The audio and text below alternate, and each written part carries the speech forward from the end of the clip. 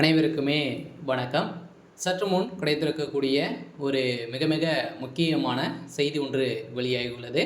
சற்று முன் பாலியல் விவகாரத்தில் உதயநிதிக்கு நீதிமன்றம் இறுதி தீர்ப்பு, இது மாதிரி செய்திகள் வெளியே ஸோ ஏற்கனவே பார்த்தீங்கன்னா தமிழகத்தில் அண்ணா பல்கலைக்கழகத்தில் நடந்த பாலியல் தொந்தரவின் அடிப்படையில் தகுந்த எவிடன்ஸோடு பார்த்தீங்கன்னா அதிரடியாக குற்றவாளியாக ஞானசேகர் அவர்கள் கைது செய்யப்பட்டார் இல்லையா. ஸோ திமுக உறுப்பினராக இருந்த ஞானசேகர் அவர்கள் கைது செய்யப்பட்டார். ஸோ அதே மாதிரி இதில் முக்கிய தலைவர்கள், முக்கிய அமைச்சர்கள் பார்த்தீங்கன்னா சுப்பிரமணியன் அவர்களும் வசமாக சிக்கி இதில் உதயநிதியுடைய பேரும் அடிபட்டு இருந்தது.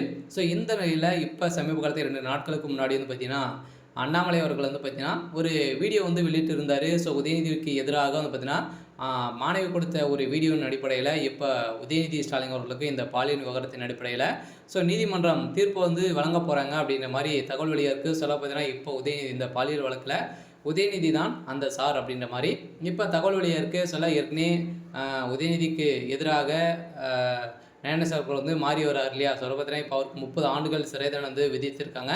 ஸோ இதே தொடர்ந்து தான் அவர் பார்த்தீங்கன்னா இதை தாங்க முடியாமல் அவர் வாக்குமூலம் கொடுத்ததாகவும் ஒரு தகவல் வெளியே இருக்குது. ஸோ இதை பற்றி இந்த வீடியோவில் நம்ம முழுமையாக பார்க்கலாம். ஸோ அதுக்கு முன்னாடி நம்ம சேனலுக்கு இப்போ தான் நீங்கள் முதல் முறையாக வந்திருக்கீங்க அப்படின்னா மறக்காமல் நம்மளுடைய சேனலை சப்ஸ்கிரைப் பண்ணி சப்போர்ட் பண்ணுங்கள். ஸோ வாங்க வீடியோக்குள்ளே போகலாம். ஸோ பார்த்தீங்கன்னா இந்த பாலியல் விவகாரத்தின் அடிப்படையில் உதயநிதியுடைய பேர் அடிபட்டுருது. அதே மாதிரி திமுக சேர்ந்த அமைச்சர் தான் அந்த சார் அப்படின்ற மாதிரி ஒரு திடீர் திருப்பமும் பார்த்தீங்கன்னா ஏற்பட்டது இல்லையா. ஸோ ஏற்கனவே பார்த்தீங்கன்னா திமுக அமைச்சர் நிறைய 2-3 அமைச்சர்களோட பேரெல்லாம் அடிபட்டு இருந்தது. ஸோ இந்த நிலையில் இப்போ திமுக சேர்ந்த அமைச்சர் சுப்பிரமணியன் அவருடைய நெருங்கிய நண்பராகவும் அதேமாதிரி அவருடைய டிரைவராகவும் ஸோ இருந்தவர் தான் ஞானசேகர். அவர் பார்த்தீங்கன்னா அதிரடியாக அனைத்து பெண்களையும் பார்த்தீங்கன்னா கூடிய விரைவில்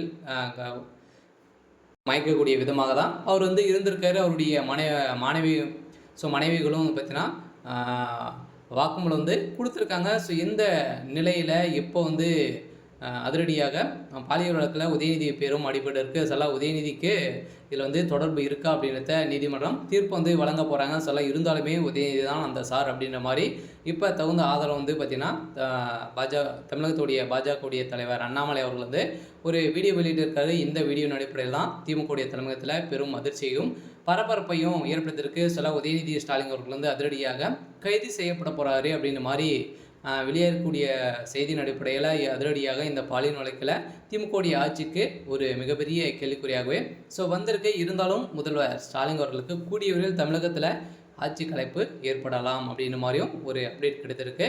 சரி, ஓகே. ஸோ இன்றைக்கான அப்டேட் இதுதான். ஸோ மறக்காமல் நம்மளுடைய சேனலை சப்ஸ்கிரைப் பண்ணி சப்போர்ட் பண்ணுங்கள். தேங்க்யூ.